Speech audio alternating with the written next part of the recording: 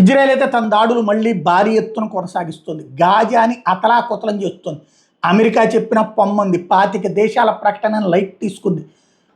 ఆహారం ఇట్లాంటివి అందించడం మానేసింది. అట్ ద సేమ్ టైం ఏదైతే మందుల సరఫరా లాంటి వాటిని కూడా కుదించింది.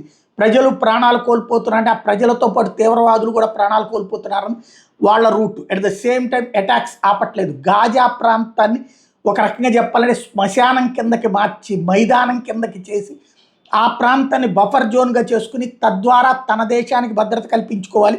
మొన్నటికి మళ్ళీ నేరుగా పక్కనే ఉంటే దన్మన్ వచ్చేసి దాడి చేసి దన్మన్ వెళ్ళిపోయి చివరికి ఓ 25 మందినో 100 మందినో అడ్డుపెట్టుకుని ఏళ్ల తరబడి తమని బ్లాక్మెయిల్ చేసే ధోరణి లేకుండా ఉండాలన్నది ఇజ్రాయెల్ వ్యవహారం. అమెరికా వాళ్ళకి కావచ్చు, యూరప్ దేశాలు కావచ్చు, ఈ హమాస్ వాళ్ళని ఆపగలరా, హిజ్బుల్లా వాళ్ళని ఆపగలరా, హౌతీలను ఆపగలరా, వాళ్ళ వెనకాల నడిపించే ఇరాన్ ఆపగలరా అంటే వీళ్ళ వల్ల కాదన్నది మొన్నటి యుద్ధంలో అర్థమైపోయింది. కాబట్టి ఇజ్రాయెల్ ఎవరిని పట్టించుకోకుండా తన దేశ భద్రత గురించి చూసుకుంటుంది. At the same time Hamas అంతు చూస్తుంది.